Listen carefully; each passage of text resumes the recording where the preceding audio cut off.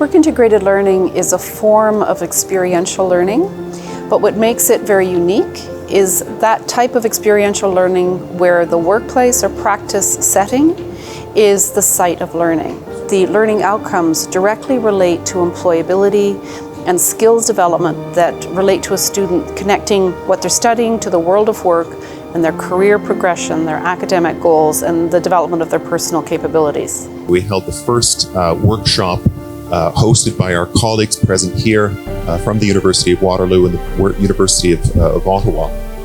Essentially, that set off a number of unexpected outcomes and a number of interesting points that we can work on in terms of developing work-integrated learning and cooperative education throughout the AIMS network. As you may know, AIMS' vision is to lead the social and economic transformation of Africa. An industry initiative which started several years back is an important strategic pillar of our ecosystem. And we strongly believe that successful execution of such work-integrated learning programs will allow us to facilitate and strengthen our efforts in facilitating transition of African youth, especially into the employability areas or employment opportunities. In Canada, work-integrated learning needs to be a part of the curriculum. It needs to be a part of the academic endeavor. Also has to happen in either a workplace or a practice setting.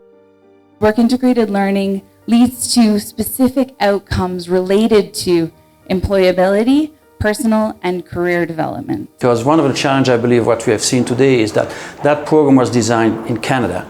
And Rwanda and Africa in general is a very different environment. So the first thing we need to do is to look back at what they did in Canada and try to identify what specific change do we need for it to be applicable here. We are interested in the transition to employment. A lot of young Africans are very confused. If you look at the trajectory of school to employment, they do 2 masters, a PhD, and they don't even know what to do next. Success for me is to stimulate that transition to employment.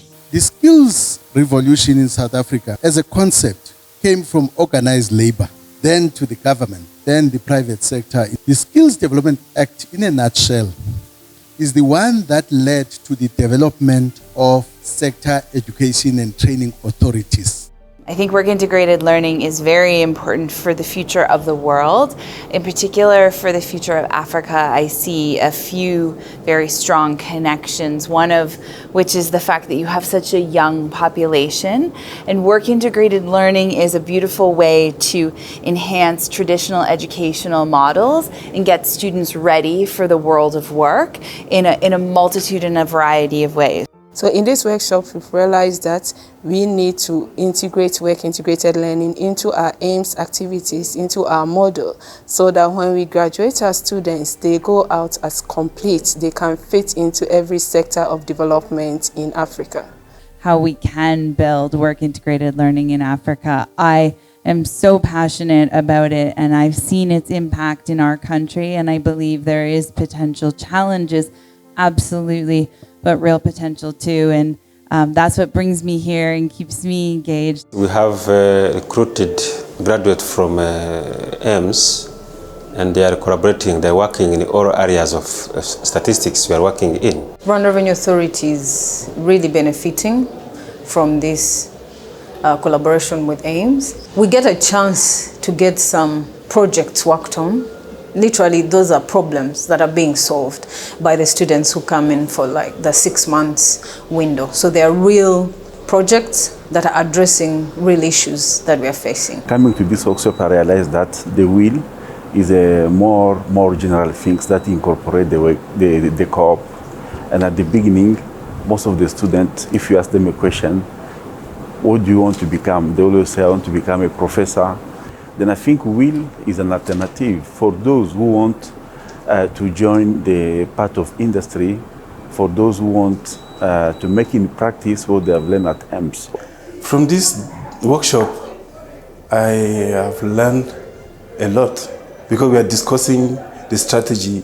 We had a discussion already about how to select, and we have tips about the selection. From this workshop, I see the outcome of having a more structured, more harmonized curriculum that is blending academics and the and the soft skill, I mean the hard skill and the soft skill, they will blend together now, and they will be more coordinated to deliver the kind of student we want.